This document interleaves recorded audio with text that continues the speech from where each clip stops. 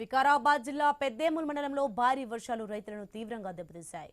ఏడాది వానాకాలం పంటల సాగుకు సానుకూలంగా ఉందని భావించిన రైతన్నలకు వర్షాలు తీరని నష్టాన్ని మిగిల్చాయి.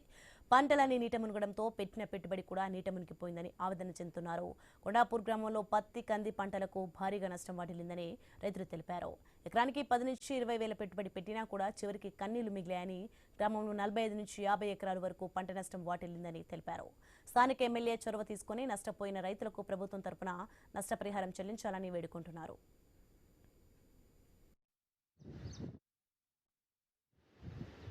పత్తి పెట్టుకుంటే యావ పక్కల ఉన్న షేర్లు మాకు ఏమిటికి పనికి రాకుండా కొట్టుకపోయి స్థితిలో ఉన్నాము. ఒక ప్యాకెట్కు 15,000 ఖర్చు ఇప్పటికే దాదాపు వచ్చింది. మరి కంది, పత్తి ఈ ఏని దిక్కులేని స్వత్తుల్లో మేము ఉన్నాము. కాబట్టి చేను తప్పితే మాకు ఇంకా వేరే మార్గం ఉండగా బతుకుదెరువు లేదు.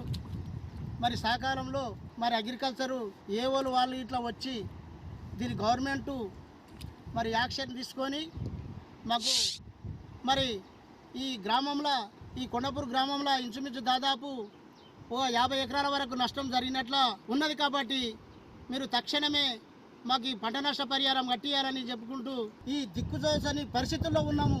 పంట చేతుకు లేదు, మరి ఏ కూడా పనిబాట లేదు. మాకు మేము బతకనికి కూడా చాలా కష్టకాలంలో ఉన్నాం. కాబట్టి మీరు గవర్నమెంట్ మాకు